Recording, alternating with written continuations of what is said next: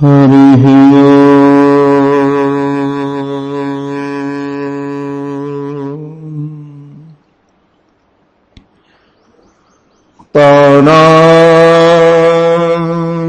तारानायक शेखराय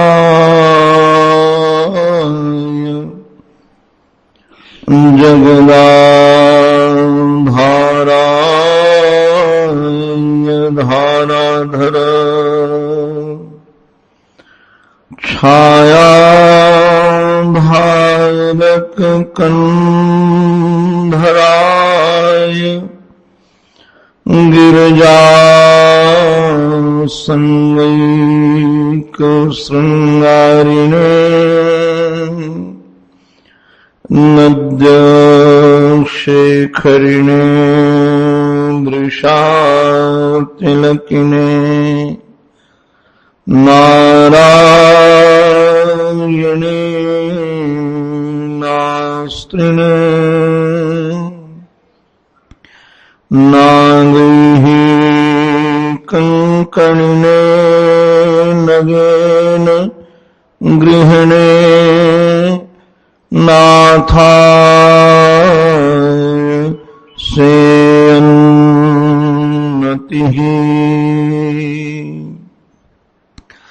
मुग्धं स्निग्धं मधुरमुरली माधुरी धीरनादैः कारं कारं करणविवशं गोकुलं व्याकुलत्वम् श्यामं कामं व्रजजनमनो मोहनं मोहनाङ्गम् चित्ते नित्यं निवसतु महो वल्लभी वल्लभं नः। ॐ नमः श्री परमहंसास्वामित चरण कमल चिन्मकरन्दाय भक्त जनमानस निवासाय श्री रामचंद्राय विश्व सर्वविसर्गादि नवलक्षण लक्षितम् श्रीकृष्णाख्यं परं धाम जगद्धाम नमामत।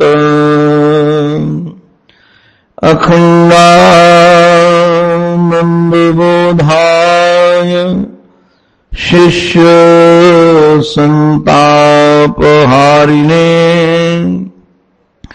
सच्चिदानन्दरूपाय तस्मै श्री गुरवे नमः। गुरुर्ब्रह्मा गुरुर्विष्णुः गुरुर्देवो महेश्वरः गुरुः साक्षात् परब्रह्म तस्मै श्री गुरवे नमः। तस्मै श्री गुरवे नमः। श्रीमन्नारायण नारायण नारायण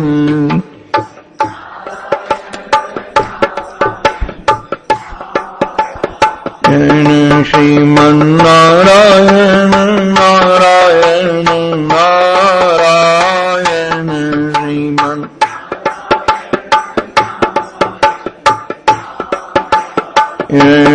लक्ष्मी नारायण नारायण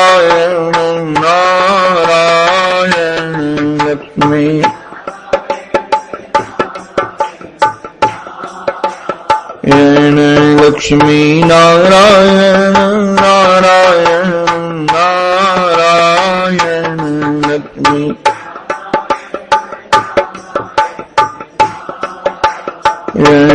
श्रीमन्नारायण नारायण नारायण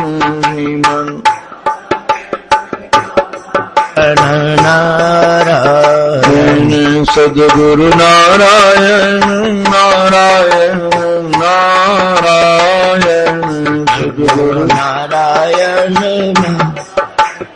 नारायण सद्गुरु नारायण नारायण नारायण सद्गुरु नारायण नारायण नारायण श्रीमन्नारायण नारायण नारायण श्रीमन्नारायण नारायण नारायण श्रीमन्नारायण नारायण नारायण श्रीमन्नारायण नारायण नारायण राम नारायण नारायण नारायण राम नारायण नारायण नारायण राम नारायण नारायण नारायण राम नारायण नारायण नारायण कृष्ण नारायण नारायण नारायण लक्ष्मी नारायण नारायण नारायण कृष्ण नारायण नारायण नारायण लक्ष्मी नारायण नारायण नारायण श्रीमन्नारायण नारायण नारायण श्रीमन्नारायण नारायण नारायण श्रीमन्नारायण नारायण नारायण श्रीमन्नारायण नारायण नारायण श्रीमन्नारायण नारायण नारायण श्रीमन्नारायण नारायण नारायण श्रीमन्नारायण नारायण नारायण श्रीमन्नारायण नारायण नारायण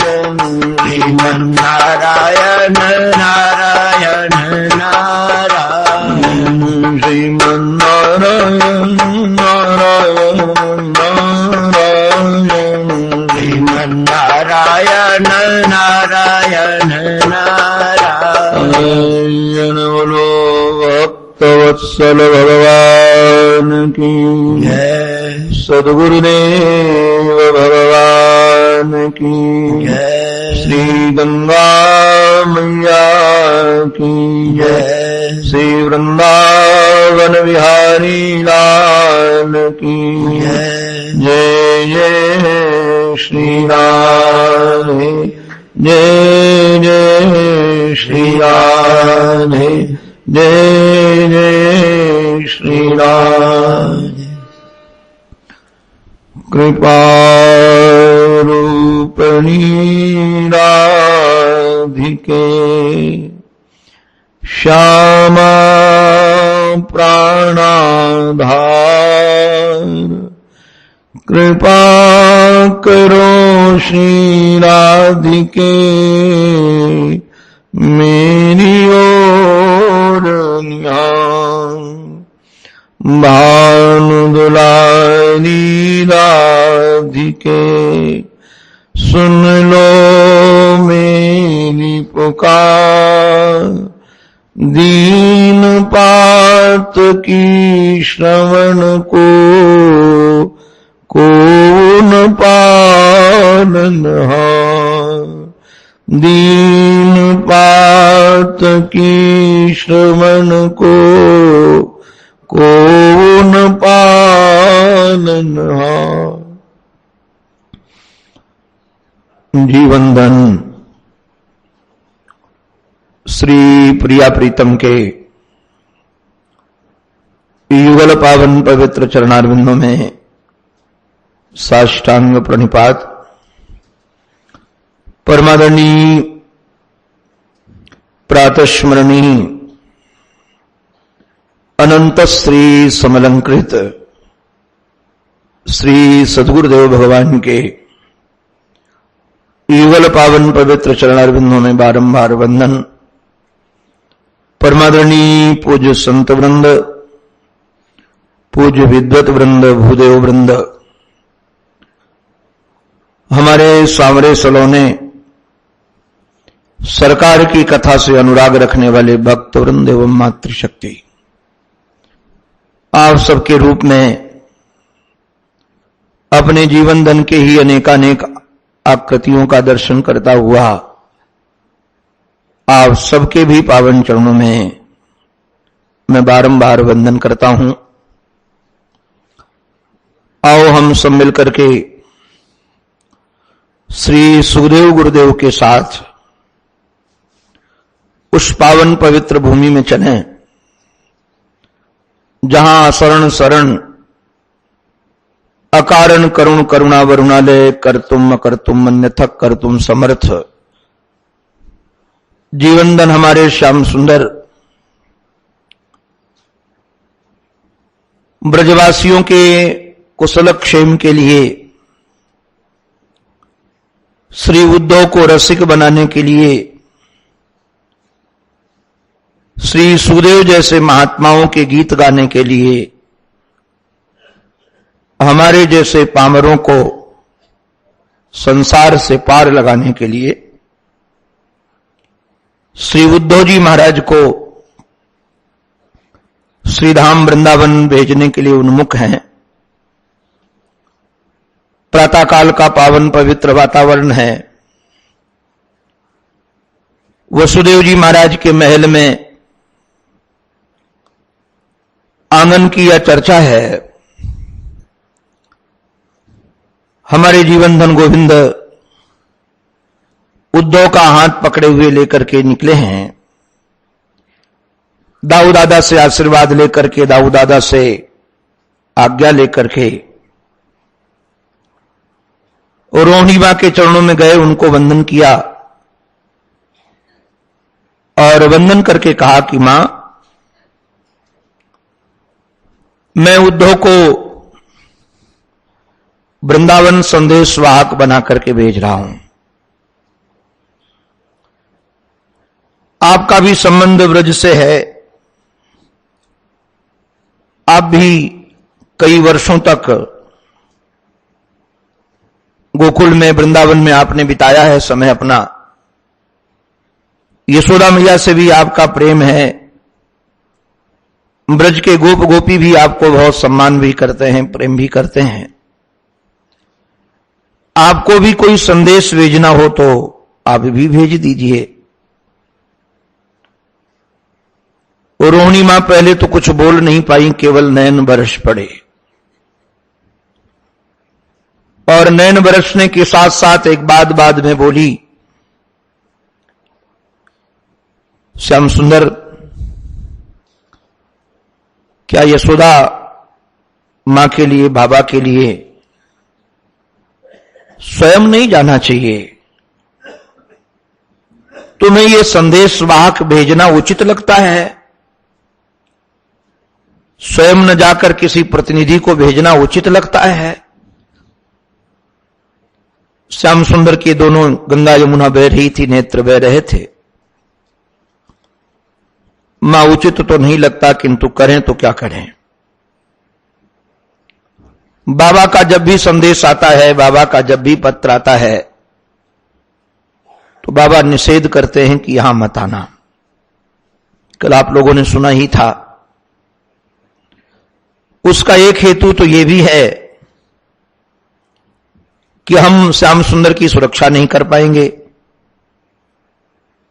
हम श्याम सुंदर को वो सुख सुविधा नहीं दे पाएंगे। और दूसरा हेतु एक इसमें और भी है। दूसरा हेतु यह है कि बाबा जान गए हैं कि सच्चे माता पिता वसुदेव और देवकी ही हैं। और वसुदेव देवकी के दुख से बाबा परिचित हैं। कई बार प्रेमी को लगता है कि हम तो दुख सह सकते हैं, हमारा प्रीतम दुख नहीं सह सकता है। हम तो अभाव सह सकते हैं, हमारा प्रेमास्पद अभाव नहीं सह सकता है। हम सहने के लिए ही बने हैं, किंतु हमारा प्रीतम, हमारा आराध्य, हमारा सर्वस्व सहने के लिए नहीं बना है। तो मित्र के नाते भी बाबा को एक बात लगती थी कि 11 वर्ष तक तो हमने श्री कृष्ण का बहुत अनुराग, प्यार, दुलार सब देखा है, किया है। अब कुछ क्षण, कुछ समय देवकी को मिल रहा है, वसुदेव को मिल रहा है, तो उनको भी मिलना चाहिए। उनका स्वत्व है, उनका अधिकार है। ये नारायण परोपकार ही है कि उनके लिए हम अपना स्वत्व त्याग रहे हैं, और उनको बता करके नहीं त्याग रहे हैं। बता करके यदि त्यागेंगे तो जिसके लिए त्यागा जाता है उसके लिए थोड़ा बोझ बन जाता है कि हमारे लिए उन्होंने ये त्याग किया, ये त्याग किया, ये त्याग किया। तो बता नहीं रहे हैं, जना नहीं रहे हैं, किंतु एक कारण ये भी है, और एक कारण और भी बड़ा रसीला है, बाबा की चित्तवृत्ति है। हमारे सनातन धर्म की जितनी परंपराएं हैं, हमारे ब्रजवासी उन परंपराओं को जीते हैं। नंद बाबा जीते हैं, श्री वसुदेव जी महाराज जीते हैं। उनको लगता है कि जब तक माता पिता की आज्ञा न मिले तब तक पुत्र को माता पिता का साथ छोड़कर जाना नहीं चाहिए। और यह निश्चित है कि इतने शीघ्र, इतने कम समय में ही श्री कृष्ण यदि बार बार वृंदावन की ओर दौड़ने लगेंगे तो श्री वसुदेव जी का, देवकी मां का अनुमोदन तो नहीं होगा। और वह अनुमोदन नहीं करेंगे कि तुम जाओ, तो बिना उनके अनुमोदन के, बिना उनकी आज्ञा लिए आना उचित नहीं है। इसलिए भी बाबा निषेध करते थे। और रोहिणी मां ने जब ये सारी बातें सुनी, चिंतन किया, तो एक ही बात श्री कृष्ण को कही कि मैं बाबा नंद को और यशोदा मैया को अच्छे ढंग से परिचित हूं, अच्छे ढंग से जानती हूं। ठीक है, वो ऐसा सोच रहे हैं और इसलिए तुम्हें आने के लिए मना करते हैं, किंतु कभी आपने ये भी विचार किया कि आपका क्या कर्तव्य है? तुम्हें जाना चाहिए या संदेश वाहक भेजना चाहिए? बाबा ने जो भी कहा, मां ने जो भी कहा, उनकी तरफ से यथार्थ था, किंतु आपका दायित्व क्या बनता है? आपका कर्तव्य क्या बनता है? आप संदेश वाहक भेज करके प्रसन्न होंगे कि स्वयं जा करके? अब हमारे श्री कृष्ण की हिचकियां बंध आई। इधर श्री उद्धव जी महाराज कभी रोहिणी मां का मुख देखते हैं, कभी श्री कृष्णचंद्र का मुख देखते हैं। कन्हैया ने कहा कि मां आप ठीक कह रही हो, मुझे ही जाना चाहिए, किंतु अब राजनीति ये कहती है कि हमें नहीं जाना चाहिए। रोहिणी ने कृष्ण के मुख की ओर देख करके कहा, ये प्रेम प्रवाह में राजनीति कहां से आ गई? ये राजनीति का पाठ कहां से निकल पड़ा? ये कौन सी ऐसी राजनीति है, कौन सी ऐसी धर्म नीति है जिस नीति में माता पिता से मिलने के लिए निषेध किया गया हो? बताओ ना, क्यों मौन हो? कौन सी राजनीति ऐसी है जो तुम्हें मां से मिलने के लिए मना करती है, पिता से मिलने के लिए मना करती है, गोपियों से मिलने के लिए मना करती है, गायों से मिलने के लिए मना करती है? कन्हैया ने हाथ जोड़ करके कहा, मां आप जानती हैं जब दुश्मन दुश्मन का कुछ नहीं बिगाड़ पाता है और दुश्मन को उसको कष्ट देना होता है तो दुश्मन की जहां प्रियता होती है वहां वो प्रहार करता है, जहां उसकी प्रियता होती है, आज की भाषा में यदि बोला जाए जहां उसकी कमजोरी होती है। ये चालाक लोग कमजोरी ढूंढ करके रखते हैं कि उसकी कमजोरी कहां है। जब सामने से नहीं लड़ पाते, सामने से प्रहार करके नहीं कुछ बिगाड़ पाते, तो जहां अपनी कमजोरी होती है, जहां अपना प्रेम होता है, जब उस पर कोई प्रहार करता है तो प्रेमी अपने आप तिलमिला जाता है, अपना धैर्य खो देता है। उन्होंने ने कहा कि मैं ये सब नहीं समझ पा रही हूं, आप क्या कहना चाहते हैं, स्पष्ट कहो ना। तो हमारे कन्हैया ने कहा कि मां, जिस दिन से मामा मारा गया है ना, उससे दुश्मनी बहुत बढ़ गई है। जरासंध दुश्मन है, काल यवंश दुश्मन है, जरासंध के सहयोगी सारे दुश्मन हैं। और यदि मैं वृंदावन जाऊंगा ना, मां से मिलूंगा, बाबा से मिलूंगा, गोपियों से मिलूंगा, गायों को प्यार करूंगा, तो उसको पता चल जाएगा कि हमारे प्राण इस शरीर में नहीं है, हमारे प्राण ब्रज में बसते हैं, हमारे प्राण गायों में बसते हैं, हमारे प्राण गोपियों में बसते हैं, हमारे प्राण बाबा के चरणों में बसते हैं, मां के पास बसते हैं। तो पता है क्या होगा, यहां तो सैनिक हैं, यहां महल है, यहां परकोटे हैं, यहां सुरक्षा है, किंतु हमारे वृंदावन में कुछ भी सुरक्षा नहीं है। वहां जाकर के वो गायों को परेशान करेगा, वहां जाकर के गोपियों को परेशान करेगा। वह जरासंध जाकर के यदि मां के ऊपर कभी हाथ उठा दिया तो जानते हो हम सह नहीं पाएंगे। आपने दसम स्कंद का उत्तरार्ध सुना होगा तो आपको स्मरण में आ जाएगा।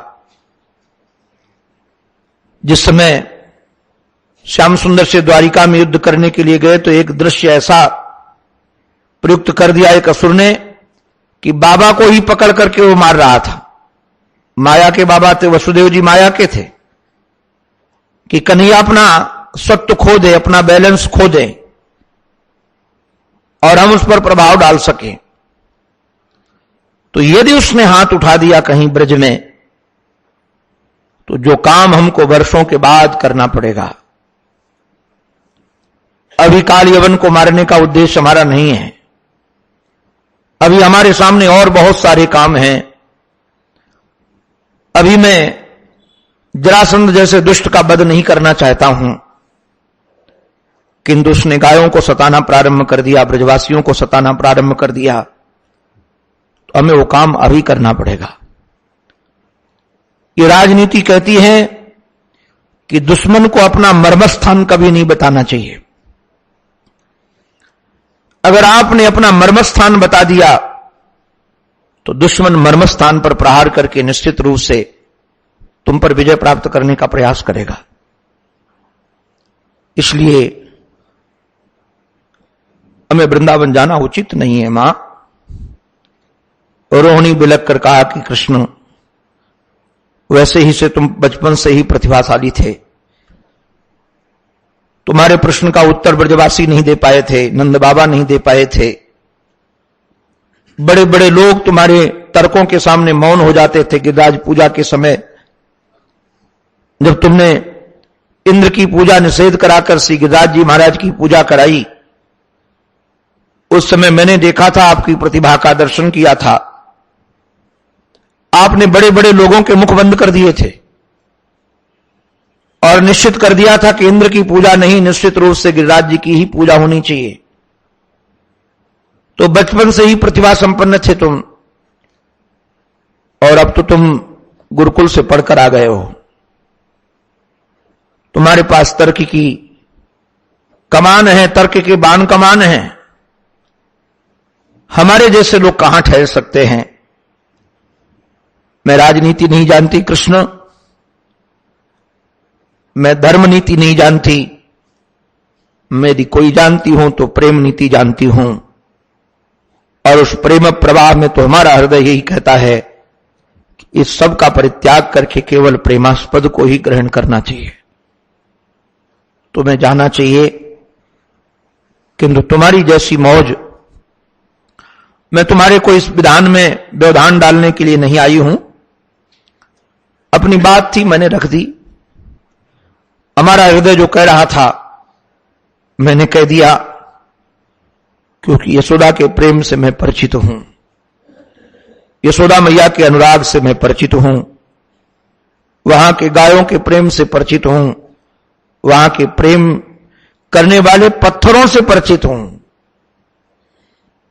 इसलिए मुझे तो यही लगता है कि तुम्हें जाना चाहिए। और ये कह करके बिलखती हुई मां चली गई। हमारे जीवन धन श्याम सुंदर चल पड़े, घर से बाहर आए। रथ तैयार था।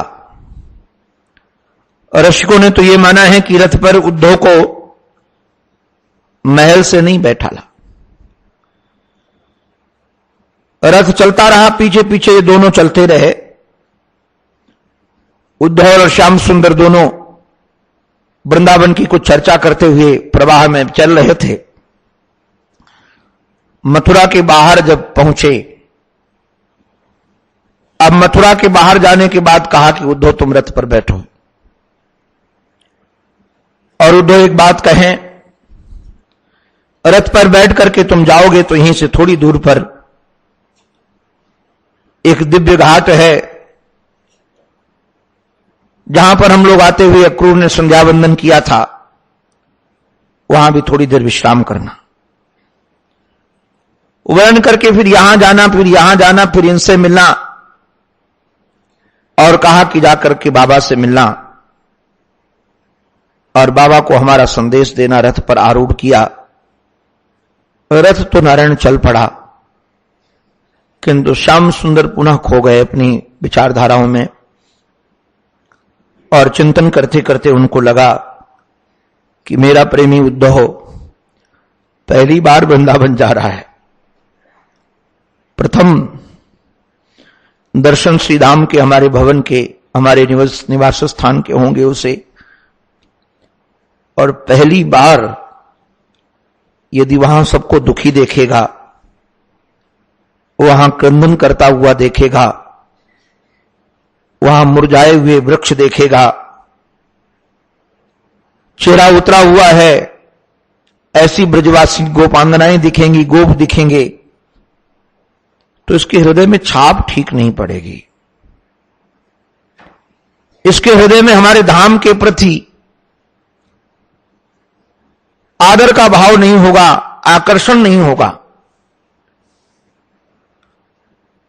नारायण ध्यान रखिएगा, दुखी लोगों से हम मिलते तो हैं, किंतु ईमानदारी से अपने अंतःकरण से पूछिएगा कि कोई दुखी व्यक्ति जब भी मिले तुम्हें अपना दुख ही सुनाता रहे,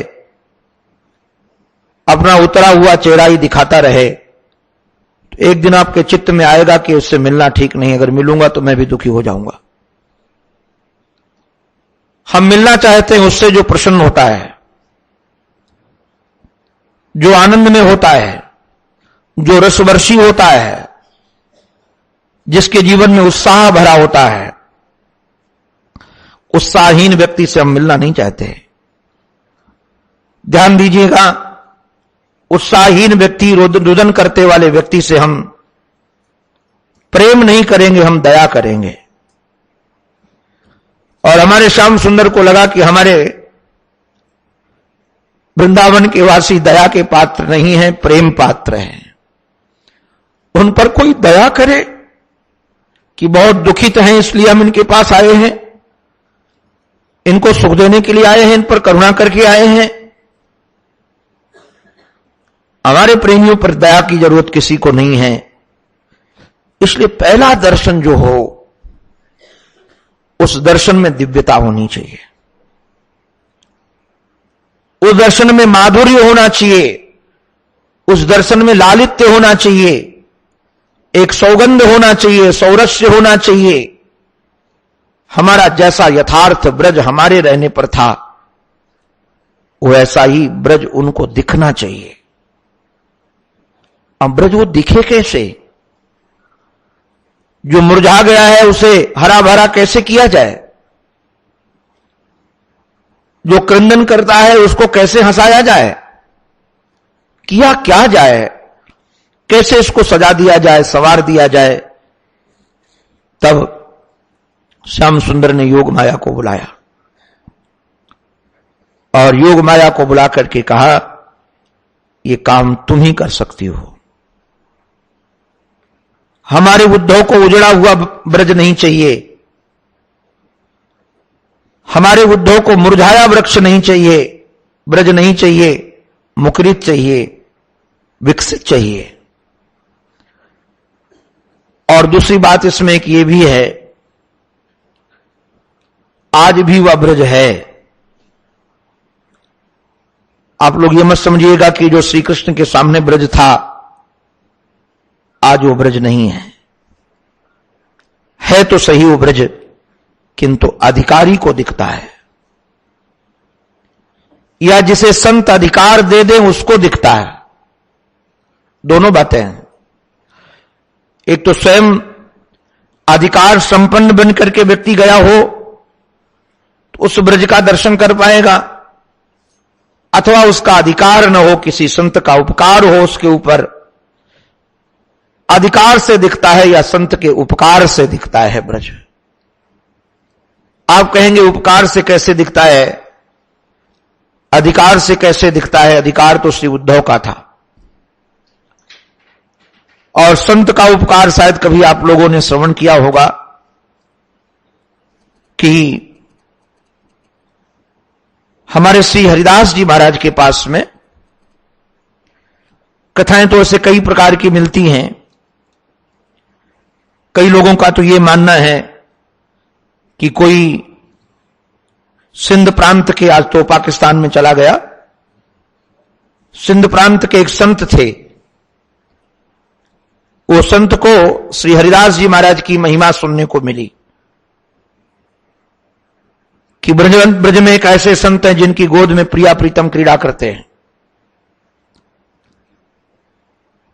तो उन दर्शन की अभिलाषा हुई तो किसी से पूछा कि उनके दर्शन में हम जा रहे हैं तो उनकी सेवा में क्या लेकर जाएं,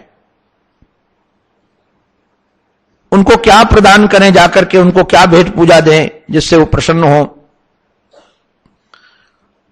तो उनको बता दिया गया कि ठाकुर जी की सेवा करते हैं तो इत्र यदि उनको दिया जाए तो इत्र से बड़े प्रसन्न होते हैं, ठाकुर जी को इत्र लगाते हैं। वो सज्जन इत्र लेकर के आए और जब इत्र लेकर के आए तो हम उस समय श्री हरिदास जी महाराज हमारे वृंदावन के रसिक संत यमुना के पावन पुलिन पवित्र पुलिन पर बैठे थे और कुछ गुनगुना रहे थे। फागुन का महीना था, आंखें बंद थी। वो सज्जन ने आकर के इत्र रखा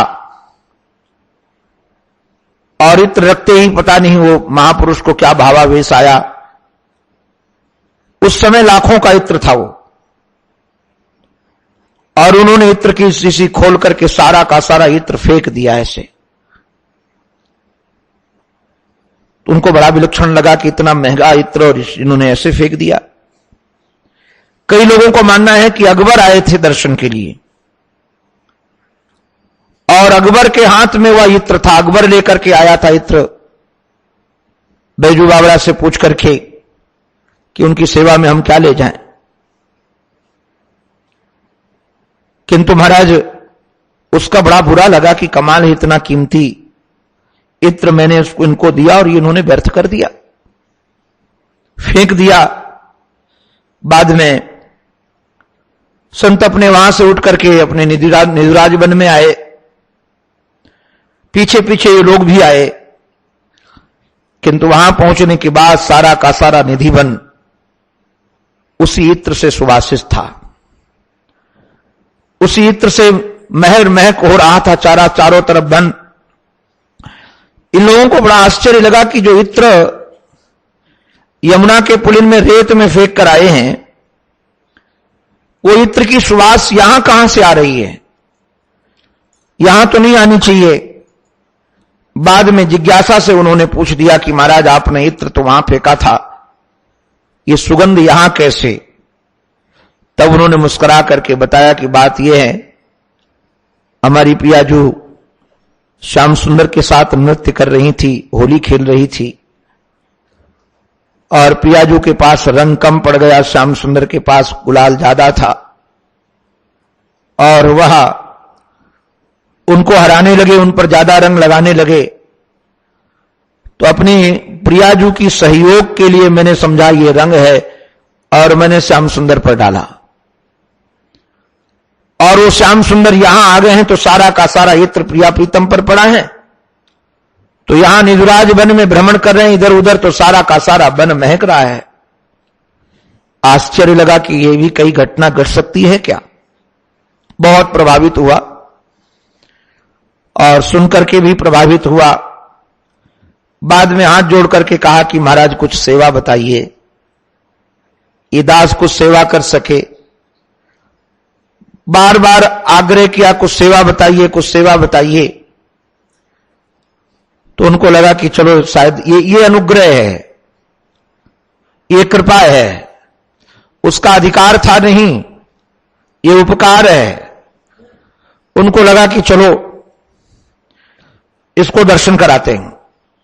काचा बहुत ज्यादा आग्रह है तुम्हारा, तो जिस घाट में हमारी प्रिया जो स्नान करती उस घाट की सीढ़ी का एक कोना टूट गया है, अभी देख करके जाओ और उसको ठीक करवा देना।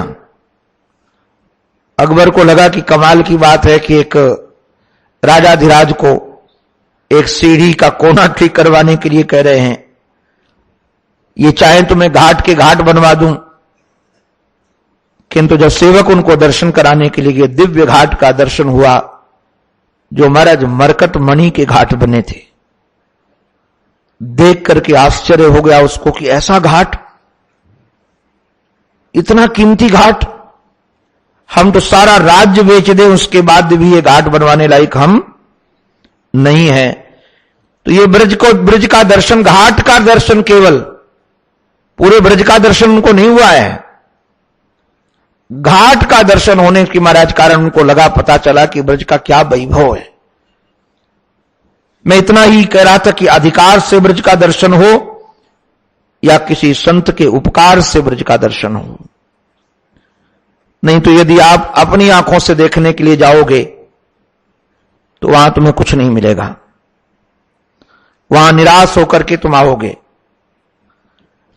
तो हमारे श्याम सुंदर के ऊपर उपकार तो क्या कहा जाए, इनका अधिकार था,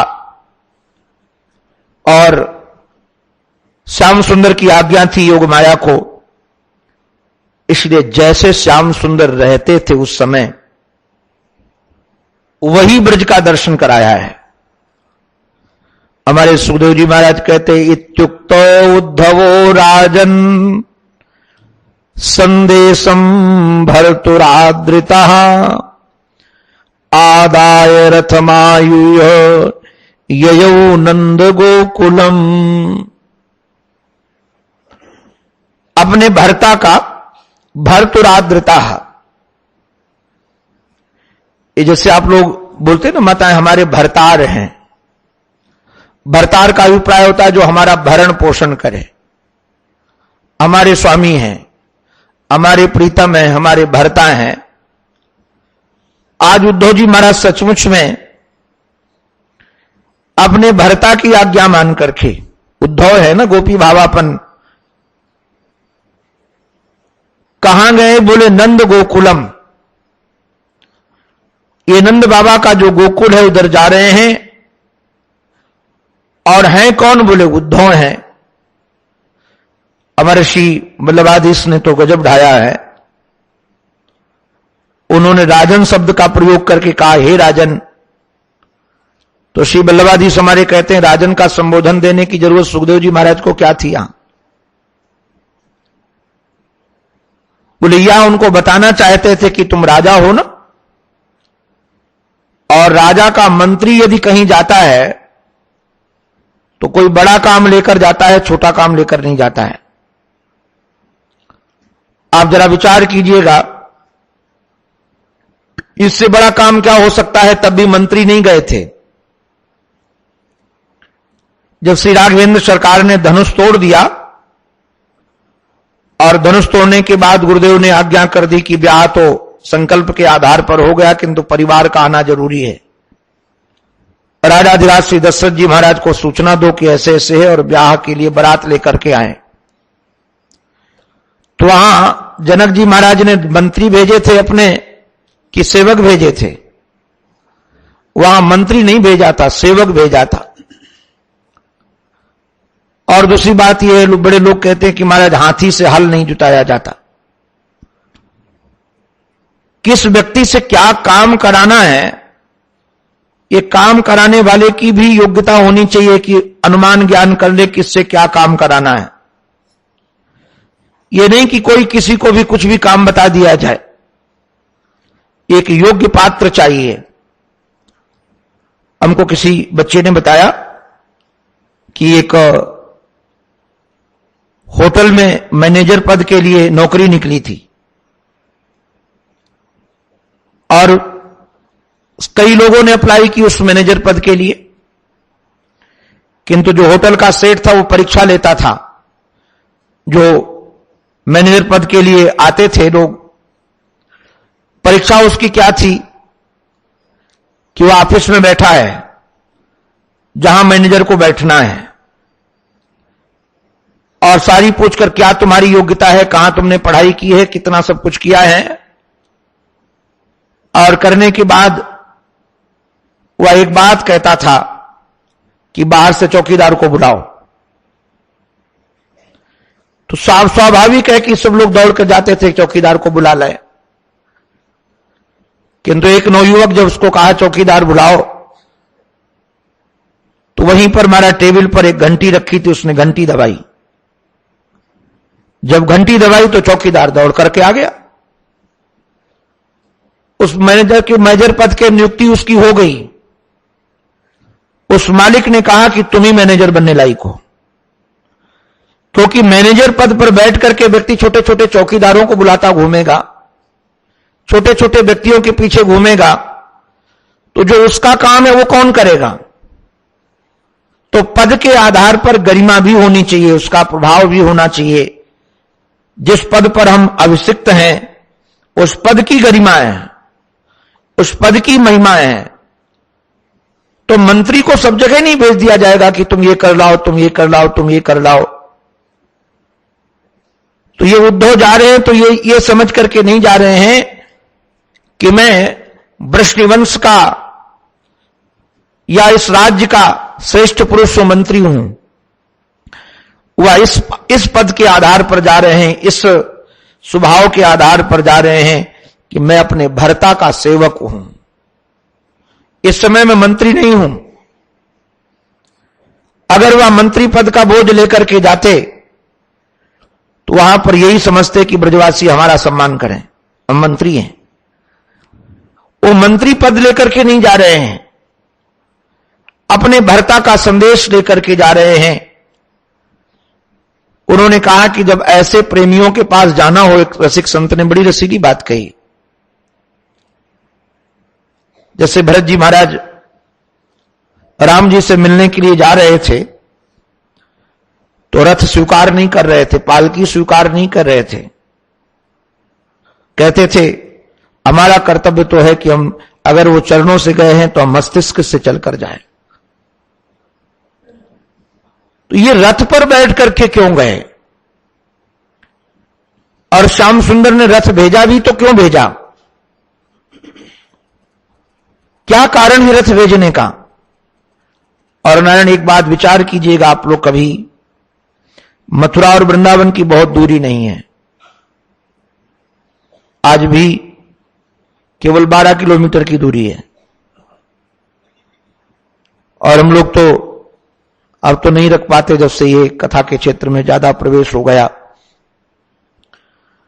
नहीं तो पहले साल में एक बार परिक्रमा लगती है हमारे ब्रज में जुगल जोड़ी की। जुगल जोड़ी माने वृंदावन और मथुरा की, ये दोनों की एक साथ परिक्रमा लगाते हैं रसिक जन। हमने भी कई वर्ष लगाया है रसिकों के साथ। तो अपने आश्रम से निकलते थे 4 बजे 4:30 बजे सुबह, और 1-1:30 बजे तक आश्रम में आ जाते थे। मथुरा वृंदावन दोनों की परिक्रमा लगा करके। तो मथुरा और वृंदावन की इतनी दूरी तो है नहीं कि पैदल न जाया जा सके। ये रथ पर बैठ करके क्यों गए, क्या कारण है? मानो श्याम सुंदर रथ दे भी रहे थे तो ये कह देते कि हमको रथ नहीं चाहिए, हमको रथ की आवश्यकता नहीं है। इन्होंने रथ स्वीकार क्यों किया? हमारे जीव गोस्वामी जी महाराज की रसिक संत का बड़ा रसीला मानना है, श्री कृष्ण ने वृंदावन के प्रेम रस में इतना डुबो दिया था, इतना डुबो दिया था, उनको लगा कि यदि हम पैदल जाएंगे तो पहुंच ही नहीं पाएंगे। क्यों नहीं पहुंच पाएंगे?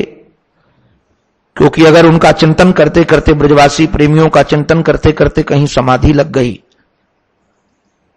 और समाधि लग गई तो समाधि कब खुलेगी कुछ पता नहीं है। इसलिए अथवा जिनसे इतना प्रेम करते उनका जल्दी से संदेश लेकर के मैं आऊं और शीघ्र से उनको संदेश उनका दे दूं, तो इस संदेश के माध्यम से दोनों ओर का दुख मिटा दूं। तो यदि पैदल आदि जाएंगे तो देरी लग जाएगी। इसलिए उन्होंने नकारा नहीं और रथ पर आरूढ़ हो गए। हमारे रसिक संत श्री बिंदु जी महाराज, क्या कहना है, यहां तो शायद कई लोग बैठे होंगे जिन्होंने बिंदु जी के दर्शन भी किए होंगे। हमने तो केवल उनके पद पढ़े हैं, एक से एक बढ़कर के रसीले पद हैं। उनका एक पद मुझे बहुत प्यारा लगता है, मैं गुनगुनाता रहता हूं कभी कभी। चले उधो मथुरा से वृंदावन निकट आया, वहां की अनोखी छटा ने अनोखा रंग दिखलाया। उलझकर वस्त्र कांटों में लगे उधो को समझाने, तुम्हारा ज्ञान पर्दा फाड़ देंगे वे प्रेम दीवाने। बिटप झुक झुक के कहते थे, इधर आओ इधर आओ। पपीहा कह रहा था, प्यू कहां कुछ तो बताओ। यमुना की कलकल धारा से यही आवाज आती थी, है प्रेम जगत में सार और कुछ सार नहीं है। है प्रेम जगत में सार और कुछ सार नहीं है। वैसे तो श्री सुखदेव जी महाराज ने रास्ते का बहुत वर्णन नहीं किया है कि रास्ते में कहां गए, किससे मिले, कैसे आए, क्या हुआ, किंतु एक प्रयोग किया है, प्राप्तो नंद व्रजम श्रीमान निम्लोचति विभावसौ। ये विभावसौ का अर्थ वैसे तो होता है सूर्य अस्ताचल को जा रहा है। विशेषेण भाह प्रकाशयति, जो विशेष प्रकार से प्रकाश दे, सूर्य है। किंतु श्री बल्लवाधीश ने अग्नि को भी अर्थ ले लिया है, क्योंकि विशेष प्रकार से प्रकाश ही जिसका धन है, यस्य धनम, जिसका धन है, तो अग्नि का भी प्रकाश धन है, सूर्य का भी प्रकाश धन है। तो मानो समय ऐसा था कि गोप लोग यज्ञशाला में आहुतियां दे करके यज्ञ आदि करने के बाद जब वहां से निकल गए थे, संध्या का समय बिल्कुल हो गया है, तब वहां पहुंचे। अथवा सूर्यास्त हो गया है तब वहां पहुंचे। एक बड़ी विलक्षण बात लगती है कि कोई प्रातःकाल चले और रथ पर बैठकर चले, और रथ भी सामान्य गति से चलने वाला न हो, विशेष गति से चलने वाला हो, और वह 12 किलोमीटर की यात्रा पूरे दिन भर में कर पाए। यह संभव लगता है? नहीं लगता है। पैदल व्यक्ति 1 घंटे में पहुंच जाए, ज्यादा से ज्यादा 2 घंटे लग जाए, पूरा दिन लग जाए। इसके पीछे हेतु क्या है? रसिकों के कई भाव है नारायण, और बड़े रसीले रसीले हैं। एक रसिक तो कहते हैं, श्री उद्धव जी अभी श्री कृष्ण के अंग संग का स्पर्श करके आए हैं और प्रेमियों की चर्चा अर्चा से उनका चित्त भरा हुआ है।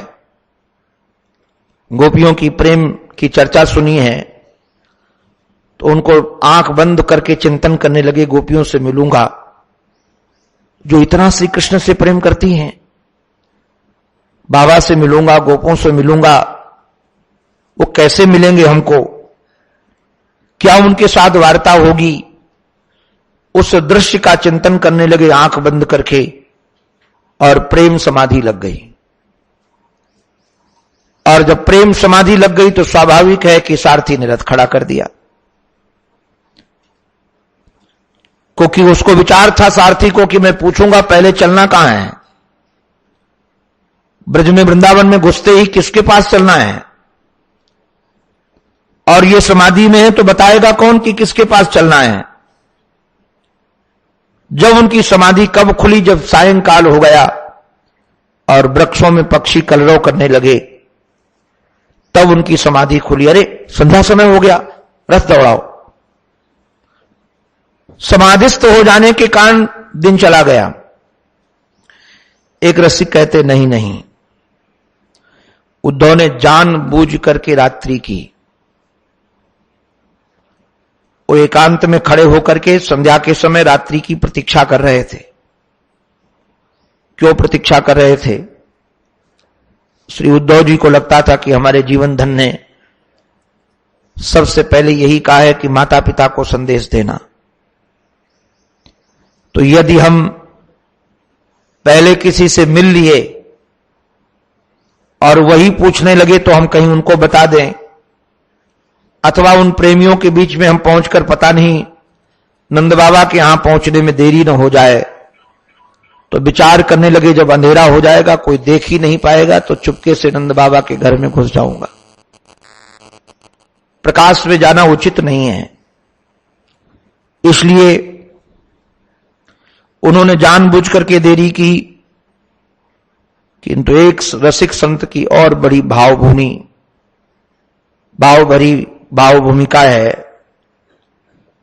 वो पूज्य संत चरण हमारे कहते हैं कि ये रथ वही था जो श्री कृष्ण को लेने गया था,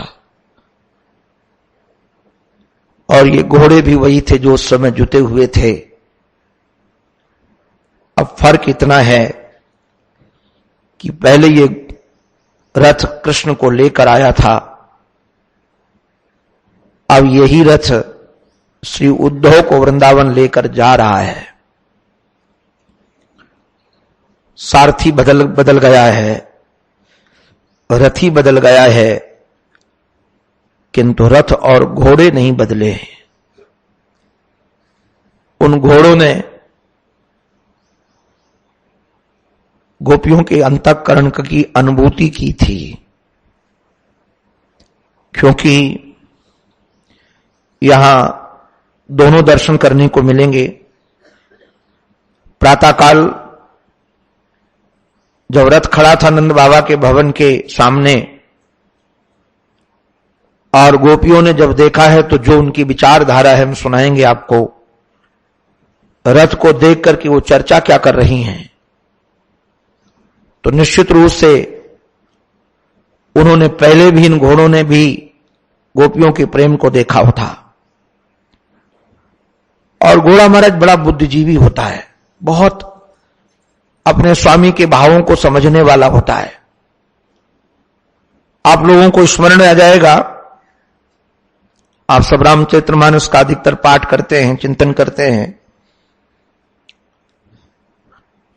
दशरथ जी महाराज की आज्ञा पा करके सुमंत जी श्री राघव को रथ पर चढ़ा करके गए थे। ये यात्रा जहां तक हुई, निषाद के यहां तक, उसके बाद भगवान ने रथ छोड़ दिया। सुमंत कुछ दूर तक गए हैं, गंगा तट तक। सुमंत जब आज्ञा लेकर के शाम हमारे श्री राघव की तो वापस आए और रथ पर आरूढ़ होकर के मथुरा अपने यावद जाना चाहते थे, तो घोड़ों की दशा आपने पढ़ी है, आपको स्मरण आ जाएगा। वो हिनहिना करके उधर ही देखते हैं, इधर राम जी गए। तुलसीदास जी महाराज ने लिखा है, जिनके विरह में पशुओं की ऐसी दशा होती है, उनके विरह में उनके माता पिता की क्या दशा होगी। घोड़े आए नहीं हैं, लाए गए हैं, दूसरे घोड़े दिए गए थे उनको। नारायण, ये वही घोड़े हैं यहां पर जिस समय श्याम सुंदर जब आए थे तो गोपियों की, नंद बाबा की, यशोदा मैया की, सबकी दशा देखी थी कि कैसे उनके बीच से लेकर के कोई आया है उनको। अब ये घोड़े सोचते हैं कि भले रथी बदल गया है, किंतु मैं कौन सा मुख लेकर के उन प्रेमियों के पास जाऊं बिना उनके प्रीतम लिए हुए, कैसे जाऊं, क्या उनको मुख दिखाऊंगा। इसलिए घोड़े चलते ही नहीं हैं। बार बार उनको लगता है कि मुझे नहीं जाना है वहां, क्या लेकर जाऊंगा, क्या उनको मुख दिखाऊंगा। हम वही क्रूर लोग हैं जो तुम्हारे बीच से तुम्हारे प्राण का अपहरण करके ले गए थे। अब हम मुंह दिखाने लायक नहीं हैं, इसलिए हम नहीं जाएंगे। तो घोड़े जा ही नहीं रहे थे। बहुत बार बार पुरुषार्थ करता था सारथी, कभी उतर करके हाथ पकड़ करके उनको खींचता था, कभी कोई प्रयोग करता था, कभी कोई प्रयोग करता था। इसलिए समय बहुत लग गया, इसलिए संध्या के समय पहुंचे। एक बड़ा विलक्षण दृश्य है ये। ब्रज में प्रवेश पाने का अधिकार है। हमारे एक रसिक संत कहते थे, ब्रज में उसी का प्रवेश होगा जिसको इन तीन से प्रेम होगा। जिनको इन तीन से प्रेम नहीं, उसका ब्रज में प्रवेश नहीं। किस किस से प्रेम? रेणु से, वेणु से और धेनु से। अगर ब्रज रस से प्रेम नहीं तो ब्रज के रस में वह प्रवेश पा ही नहीं सकता है। तो पहले उसको ब्रजरज से अनुराग हो। अगर ब्रजरज से अनुराग हो जाएगा तो ब्रज में प्रवेश मिल जाएगा। और सच में बड़े बड़े महापुरुषों ने ब्रजरज की ही कामना की। आप श्री उद्धव जी महाराज के मुखारविंद से सुनेंगे, आशा महो चरण रेणु जुषा महम श्याम वृंदावने किमपि गुल्म लतौषधी नाम या दुस्त्यजम स्वजन आर्य पथम चहित्वा भेजुर मुकुंद पदवीम सुतभिर्मज्ञा। यहां तो महाराज इन लोगों ने तो कम से कम, उद्धव जी महाराज ने तो गोपियों की चरण रज की कामना की है कि ये हमको मिल जाए। ब्रह्मा जी महाराज तो कहते हैं कतमांगी रजो विषेकम। कतमांगी, हमारे महाराज शेष का अर्थ करते थे कि ब्रह्मा जानते थे कि मैं गोपियों का अपराधी हूं, ब्रह्मा जानते थे कि मैं गायों का अपराधी हूं, क्योंकि गायों के बछड़े छुपा दिए और गोपियों के बच्चे छुपा दिए, तो जिनका मैं अपराधी हूं उनकी चरण रज हमको कैसे मिल सकेगी। तो कतमांग रजोभिषेकम का अभिप्राय है कोई पक्षी ब्रज में रज में बैठे और वह उड़े और उड़ करके पक्षी के पैरों में लगी हुई धूल हमारे ऊपर पड़ जाए तो हमारा कल्याण हो जाए। कतमांग रजोभिषेकम, गायों की चरण धूली नहीं, गोपियों की चरण धूली नहीं, पक्षी की भी चरण धूली मिल जाए। कतमांग रजोभिषेकम। आज श्री उद्धव जी महाराज का सहयोग प्रकृति भी कर रही है। आज प्रातः काल चिंतन कर रहा था कि उद्धव छुपना चाहते थे तो ब्रजरज ने कहा कि हम तुम्हें छुपा देती है।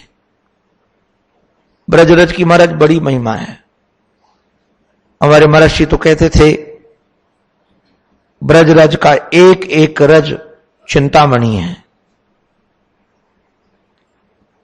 कोई ब्रजरज का एक रज का आश्रय ले ले तो उसकी सारी कामनाएं पूरी हो जाएंगी। चिंतामणि है। हमारे रसिक तो गाते ही रहते हैं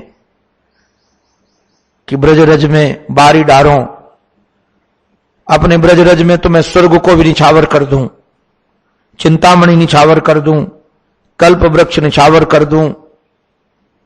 ब्रजरज की बड़ी महिमा है। तो ब्रजरज ने बड़ा सहयोग किया। सच में प्रकृति भी परमात्मा की प्रेयसी है और परमात्मा की ओर बढ़ने वाले व्यक्ति की जब जान जाती है कि अब तो परमात्मा ने अपना लिया इन्हें, तो वह विरोधी नहीं बनती, फिर सहयोगी बन जाती है। आज उसने रथ को ढक दिया। रथ को इसलिए ढक दिया कि उद्धव चाहते नहीं थे कि कोई हमको देखे, इसलिए रथ ढक गया। अथवा ब्रजरज ने श्री उद्धव जी महाराज को ब्रज प्रवेश का अधिकार दिया। ब्रज प्रवेश का अधिकार का अभिप्राय कि उनके शरीर का अभिषेक ब्रजरज से हो गया।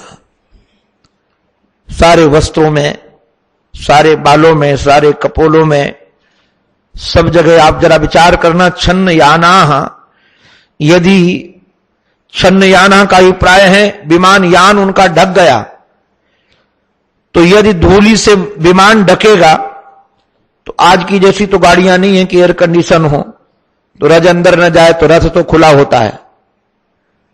और रथ जब चारों तरफ से खुला है और रथ ढक जाएगा रज से, तो रथ के अंदर बैठा हुआ व्यक्ति ढकेगा कि नहीं ढकेगा, उसका अभिषेक होगा कि नहीं होगा, हो जाएगा। श्री उद्धव जी महाराज का अभिषेक हो गया। प्रविशताम कहा कि किसकी रज थी? आहा, गोपियों की चरण रज नहीं थी ये, नंद बाबा की चरण रज नहीं थी, यशोदा मैया की चरण रज नहीं थी, ये पशु नाम खुर रेणु भी, ये पशुओं के चरणों से उड़ी हुई रेणु थी। शायद सनातन गोस्वामी जी महाराज ने बहुत रसीला भाव यहां दिया है कि गाय शब्द प्रयोग नहीं किया, गाय का शब्द का प्रयोग कर दिया जाता, पशु क्यों कहा? क्या सचमुच में ब्रज के गाय आदि पशु कहने लायक हैं क्या? ये पशु शब्द का प्रयोग क्यों कर रहे हैं? मैंने निवेदन किया था कि 3 प्रेमी हैं, उत्कंठा प्रधान, विश्रम प्रधान और तीसरे में विवेक शून्य प्रधान। तो ये विवेक शून्य का अभिप्राय क्या है? बोले भले ही श्री कृष्ण चले गए हैं, मैं अपने महर्षि को सुन रहा था, उन्होंने इतनी रसीली बात कही, ये विवेक शून्यता क्या हो गई थी पता है? ऐसी विवेक शून्यता तो हमारे जीवन में आज और अभी हो जाए जैसे इन पशुओं की थी। इनकी विवेक शून्यता जानते हैं क्या थी? जब ये चर करके शाम को आती थी ना और दौड़ती हुई भागती थी ब्रज की ओर, अपने घर की ओर, तो इनको ये भूल जाता था कि श्री कृष्ण चराकर हमें नहीं लाए हैं। उनको लगता था श्री कृष्ण हमको ही चराकर पीछे पीछे आ रहे हैं। कई बार गायों को कोई दूसरा गोप दूर आ होता था और उन गायों को यह भ्रम हो जाता था कि कोई दूसरा नहीं दूर आ, हमको श्री कृष्ण दूर है। उसी प्रेम से, क्योंकि उनको सर्वत्र श्री कृष्ण का दर्शन होता था, ये विवेक शून्यता हो गई थी। चारों तरफ जहां देखे वहां उनको श्री कृष्ण दिखते थे। कोई दूसरा आ रहा है तो उनको लगता था श्री कृष्ण आ रहे हैं। तो विवेक शून्य होने के कारण उनको श्री कृष्ण का विरह लगता नहीं था। नारायण, मैं निवेदन करूं एक सिद्धावस्था आ जाए हमारी जिसमें हमको श्री कृष्ण का विरह महसूस न हो, श्री कृष्ण का दर्शन हो। बुरा मत मानिएगा यदि अभी हमारी वह स्थिति नहीं आई और श्री कृष्ण हमको मिले नहीं हैं और हम खा रहे हैं, हम सो रहे हैं, हम जी रहे हैं। आप बुरा मत मानिएगा, भले मनुष्य शरीर है किंतु हैं हम पशु ही।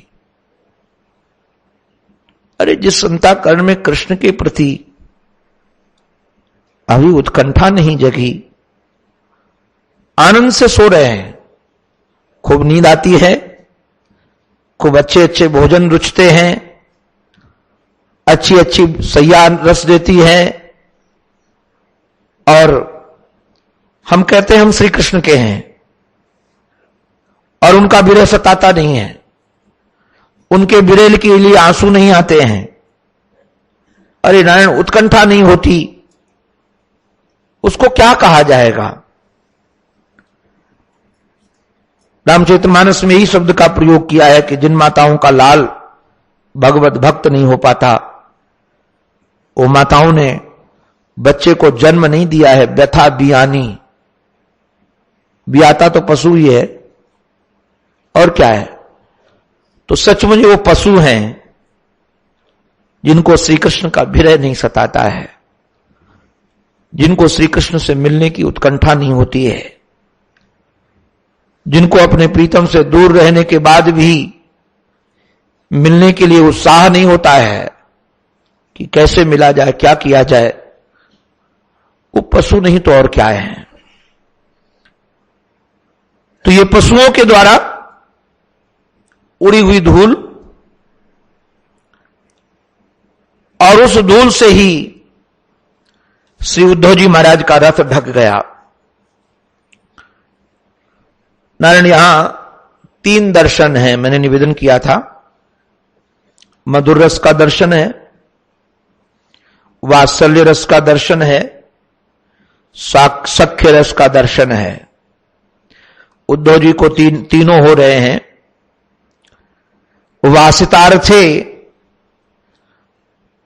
वासितार्थे का अभिप्राय है, अब गायें बहुत सारी हैं, जो गायें हरी हो रही हैं, जो रजपूर्ण हैं, अब उन गायों के लिए बिजार लड़ रहे हैं।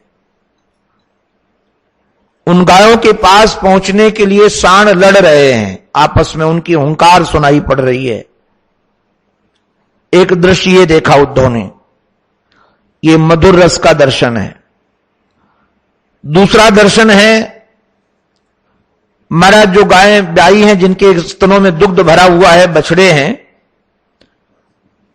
बड़े बड़े स्तन हैं और उसमें दुग्ध भरा हुआ है, वह दुग्ध भरे हुए स्तनों में दौड़ रही हैं अपने बच्चों के पास पहुंचने के लिए।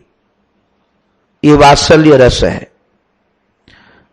और नारायण, सफेद रंग के बछड़े इतस्ततः विलंघंत, यहां वहां दौड़ रहे हैं आपस में। ये दर्शन जानते हैं, ये दर्शन है हमारे जीवन में सख्य रस का। तीनों दर्शन यहां हुए, मधुर रस का दर्शन, वात्सल्य रस का दर्शन और सख्य रस का दर्शन। ये मधुर रस रसों का राजा है। एक मधुर रस ही ऐसा रस है जिसमें सभी रस समा जाते हैं। मधुर रस में सख्य रस भी है, मधुर रस में वात्सल्य रस भी है, इसमें सारे रस हैं। ये रसों का राजा है मधुर रस, इसलिए पहले उसका नाम लिया है। और नारायण इतना ही नहीं, वहां की भाव भंगिमा में एक बात और भी लक्षित हो रही है। क्या लक्षित हो रही है? नारायण वेणु का स्वर सुनाई पड़ रहा है और चा शब्द से और भी अर्थ है, वेणु नाम निस्सुनेन च। आप कहेंगे कि वेणु कैसे सुनाई पड़ रही है, क्योंकि वेणु वादक यहां है नहीं। वेणु वादक तो हमारे श्री कृष्ण थे और श्री कृष्ण मथुरा में हैं, तो वेणु सुनाई देने का अभिप्राय क्या है? व्याकरण दर्शन के आधार पर शब्द नित्य होता है, ध्यान रखना। शब्द कभी नष्ट नहीं होता है। और हम तो कई बार रसिकों से प्रार्थना भी करते रहते हैं, जैसे जिस भूमि में आप सब बैठे हैं, यहां पूज्य स्वामी जी महाराज का खूब रस बहा है, खूब उनकी वाणी पहले भी बही, आज भी बह रही है। पहले महाराज जी स्वयं साक्षात में थे, अभी यंत्र के माध्यम से। जो शब्द एक बार उच्चरित हो जाता है वो हमको आपको दिखाई भले न पड़े, सुनाई भले न पड़े, किंतु वो कभी नष्ट नहीं होता है, वो वातावरण में रहता है। हमको तो किसी ने बताया कि बड़े बड़े वैज्ञानिकों ने कुरुक्षेत्र में यंत्र लगा करके उस समय की आवाज सुनने का, गीता का ध्वनि सुनने का प्रयास किया, तो घोड़ों की, हाथियों की चिगाहट सुनाई पड़ती है। क्योंकि पहले हमारा उपदेश हो गया, बाद में युद्ध हुआ है, तब भी वो शब्द पकड़ में आए। हजारों वर्ष के बाद भी एक बार जो शब्द उच्चरित हो जाता है वो वातावरण में रहता है, वो नष्ट नहीं होता है। इसलिए प्रयास ये करना चाहिए कि अपने द्वारा ऐसे शब्दों का उच्चारण न हो जो प्रकृति दूषित हो जाए। यदि भगवत कथा से, भगवत गुणानुवाद से, भगवत संकीर्तन से वातावरण पवित्र होता है, तो गाली से, निंदा से, चुगली से ये वातावरण दूषित भी होता है। मैं तो बहुत प्रयास भी करता हूं और लोगों से कहता भी रहता हूं कि जहां महद पुरुष रहे हों वहां पर लोक चर्चा नहीं करनी चाहिए, बिल्कुल नहीं करनी चाहिए। उस वातावरण को वैसे रहने दो, क्योंकि जो भी व्यक्ति आएगा तो यदि वही वातावरण उसका मिलेगा तो वैसे ही उसका अभी भी कल्याण हो जाएगा। और तुमने निंदा करके, स्तुति करके, गाली दे करके उस वातावरण को बिगाड़ दिया, तो वातावरण के बिगाड़ने की आप अपराधी हो। जैसे अभी पूरे संसार के वातावरण को बिगाड़ रहा है, प्रकृति दूषित हो रही है और वो लोग दूषित करने के अपराधी हैं, वैसे अध्यात्म जगत के भी हम लोग अपराधी बनेंगे यदि गंगा किनारे बैठ करके निंदा करेंगे, यदि आश्रमों में आकर के चुगली करेंगे, दोष दर्शन करेंगे, तो हम लोग निश्चित रूप से जैसे प्रकृति को दूषित करने के अपराधी वो हैं। ध्यान रखिएगा, जैसे लोग गंगा में शराब की बोतल डालकर गंगा को दूषित करके अपराधी बनते हैं, वो अपराधी हैं।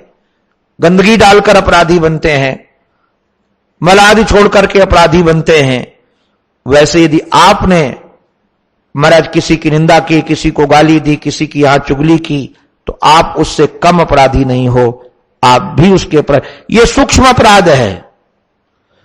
मैं एक दिन विचार कर रहा था कि वो गंगा जी में कोई यदि कीचड़ डाल देता है तो गंगा जी बहा कर ले जाती है, किंतु यहां तुमने यदि निंदा चुगली का बीज बो दिया तो उससे ज्यादा अपराधी हो। इसलिए बिल्कुल, मैं तो कई बार कहता हूं यहां तो ऊंचे स्वर में भी नहीं बोलना चाहिए, क्योंकि वातावरण महाराज वहां का पवित्र बना रहे।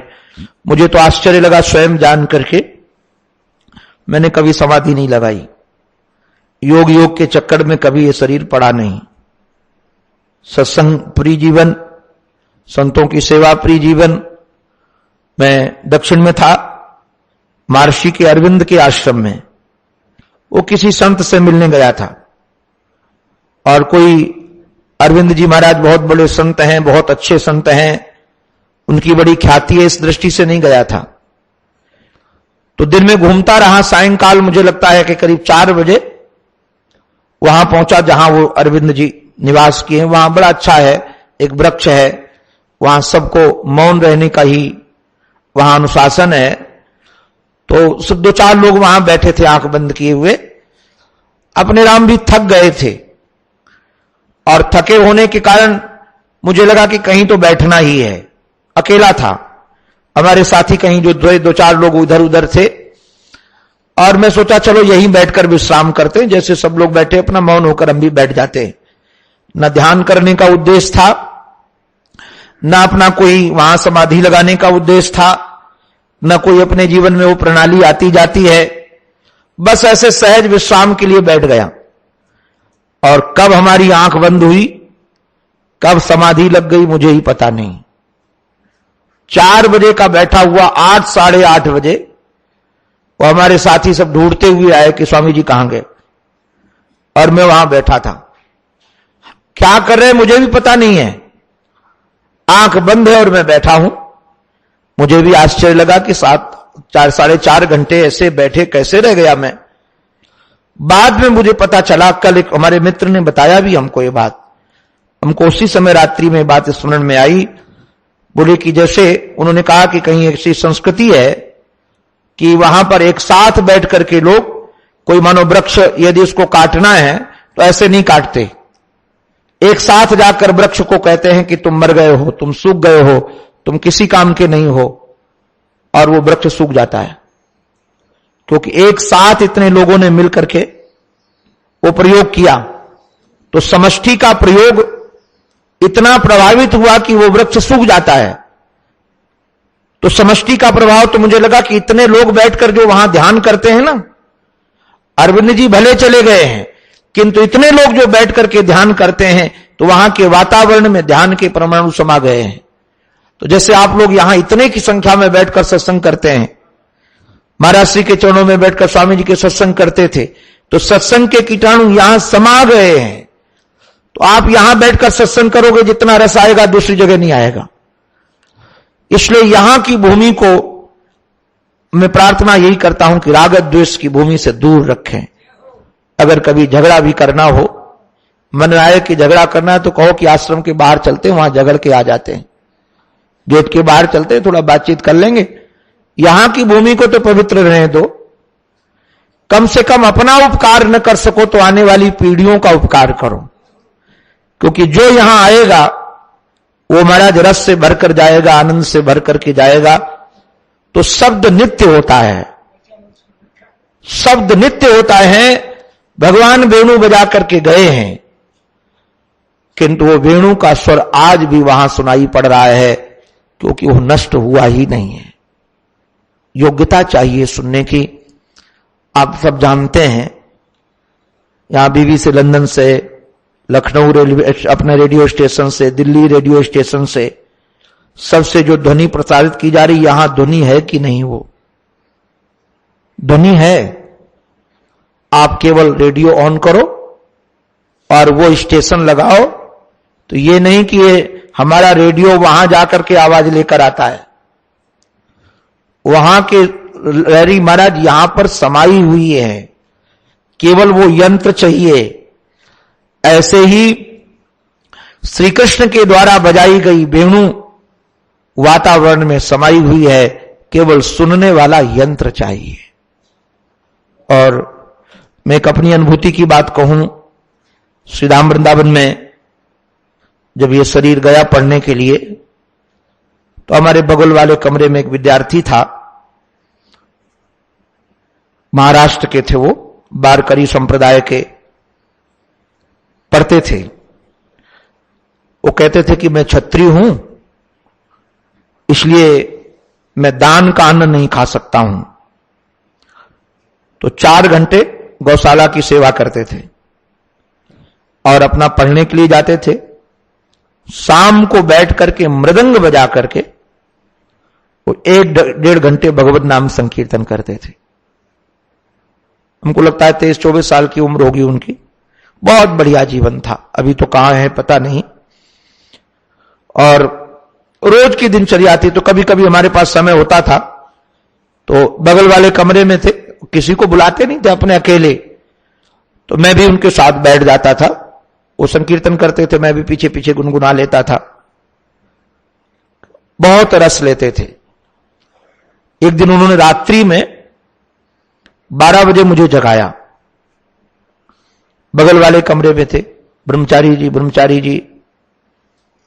मैंने आंख खोली, उनका क्या बात है, ज्ञानेश्वर नाम था उनका, क्या बात है? बोले कि कोई बांसुरी बजा रहा है, और ऐसी बांसुरी तो हमने चौरसिया की भी नहीं सुनी। तो हमको पता भी नहीं चौरसिया कौन है। तो हमने कहा ये चौरसिया कौन है?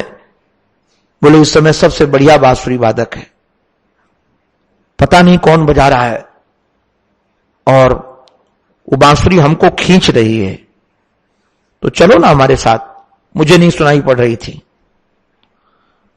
हमको बार बार कहें तो हम लोग कमरे से निकलकर बाहर बगीचे में आए। उन्होंने कहा देखो इधर से सुनाई पड़ रही, चांदनी रात थी पूरी, और मेरे से बोले तुम चलो मेरे साथ, पता लगा के लाते हैं, सुन के आते हैं कहां बज रही है। अपने को तो एक नींद आ रही थी और दूसरे बांसुरी सुनाई भी नहीं पड़ रही थी, तो हमको लगा पता नहीं ये स्वप्न में है। किंतु मेरे से प्रेम मानते थे, तो उनके प्रेम के कारण उनका चलो चलते हैं। तो आश्रम के गेट पर गए तो चौकीदार ने कहा कि मैं गेट नहीं खोलूंगा, अगर गेट खुलवाना है तो महाराज जी से आज्ञा लो। मेरा मन तो पहले से ही नहीं था। हमने कहा देख ज्ञानेश्वर गेट खुलने वाला नहीं, और चल सो जाते हैं। तो हमारे साथ गया, थोड़ी दूर जाने के बाद कहा कि देख भाई मैं तो नहीं रह सकता हूं अब। मैंने उस दिन अनुमान किया था कि कृष्ण की वेणु में क्या जादू होगा। वो इतना सदाचारी बच्चा, आपको क्या कहें, इतना ईमानदार, भगवत भक्त, सेवा परायण, और उसने कहा मैं तो नहीं रह सकता हूं। दूसरी तरफ महाराज दीवाल फांद करके वो निकल गया, दीवाल फांद करके, और निकल गया। हम तो जाके सो गए, और जाके सो गए। सुबह आया तो खूब रोए। उन्होंने कहा क्या हुआ?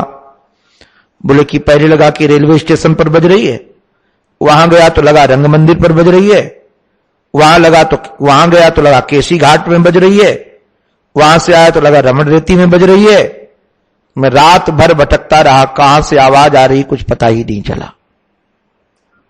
और कहा कि इतनी बढ़िया वेणु आज तक मैंने नहीं सुनी। उस समय तो हमारे अंतःकरण की स्थिति भी नहीं थी, मैंने ये शास्त्र भी अध्ययन किए नहीं थे, तो मुझे पता नहीं था कि यह घटना घट सकती है। आज मैं जब चिंतन करता हूं तो मुझे लगा कि निश्चित रूप से उसका अंतःकरण भगवत भक्त से और गो सेवा से इतना पवित्र हो गया था कि उसको वेणु भगवान की सुनाई पड़ रही थी। तो योग्यता हमारी हो जाए, तो श्री उद्धव जी महाराज की योग्यता थी। वे वेणु सुनाई पड़ रही थी। गोदो शब्दाभिरवम, गोदो शब्दाभिरवम का अभिप्राय क्या है? आजकल तो महाराज एक प्रकार का अपराध ही है, मैं तो उसके पक्ष में नहीं हूं। आजकल गौशाला लोग बनाते हैं, और गाय का दुग्ध का व्यापार करते हैं। उसमें कई बार क्या होता है कि आजकल सेवक न मिलने के कारण गायों का दुग्ध लोग मशीनों से दूहते हैं। वो ठीक नहीं है। महाराज मशीन लगा करके कोई गाय का स्तन कोई यंत्र है क्या? आप जरा विचार करो कितनी पीड़ा होगी उसको। कोई जड़ वस्तु थोड़ी है, नल थोड़ी है कि मशीन लगा दो और उससे खींच लो। अरे नारायण, दुग्ध दूहने का भी एक तरीका होता है। और जब दुग्ध दुहा जाता है तो, और सच में हमने देखा है कि गाय का दूध गाय प्रेम से उसी को दूहने देती है जो उसकी सेवा करता है। गोपाल जाकर उसके पास खड़ा हो जाए तो तुरंत खड़ी हो जाती है। हम आप जाएं ऐसे निकालने तो नहीं निकालने देगी वो। अरे गाय का दुग्ध बछड़े के लिए है, उसका स्वत्व है। तो जब दूहते हैं ना, पात्र सामने रखा है तो एक धार इधर से आती है, एक धार इधर से आती है, और खूब मानो कई गाय दूही जा रही हो तो घर घर घर घर आवाज सुनाई पड़ेगी कि धार गिरती ना इधर से इधर से इधर से। तो गाय दूहने की आवाजें आ रही थी। उद्धव जी महाराज के कानों में गाय दूहने की आवाज आ रही थी, वेणु की ध्वनि सुनाई पड़ रही थी, और कोई गा रहा है। कौन गा रहा है? बोले गोपियां गा रही हैं। गायंती भिष्ट कर्माणी शुभानी बलकृष्णयो हो। दाऊ दादा की लीला और कन्हैया की लीला ये गा रही हैं, और सुंदर सजी धजी गोपियां हैं। गोप लोग भी हमारे दरवाजे पर बैठकर सुंदर विराजमान हैं, श्री कृष्ण की चर्चा कर रहे हैं। ऐसे वातावरण में हमारे श्री उद्धव जी महाराज ब्रज में प्रविष्ट हुए हैं और जाकर नंद बाबा के भवन के सामने बैठे हैं। बाद में बाबा से मुलाकात होती है, बाबा जी से वार्ता होती है। अब इसकी चर्चा नारायण क्रमशः करेंगे। कल आपको बड़ी मधुर लीला सुनने को मिलेगी। ठाकुर जी चाहेंगे तो वहां तक पहुंच जाएंगे। बाबा कैसे भाव राज्य में डूबे हुए हैं और बाबा श्री कृष्ण की चर्चा किस रूप से करते हैं, पत्थर हृदय भी पिघल जाए, ऐसे भाव हमारे पूज्य बाबा के हैं। वो चर्चा नारायण क्रमशः करेंगे। अंत में अपने आराध्य के पावन चरणों में हमारी यही प्रार्थना है, हमारी मति, हमारी रति, हमारी गति एकमात्र हमारे आराध्य के चरणों में बनी रहे। इसी प्रार्थना के साथ ये उनकी वाणी उन्हीं के पावन पवित्र चरणारविंदों में समर्पित। बोलो भक्तवत्सल भगवान की जय, सद्गुरुदेव भगवान की जय, श्री वृंदावन बिहारी लाल की जय। जय जय श्री राधे, जय जय श्री राधे, जय जय श्री राम।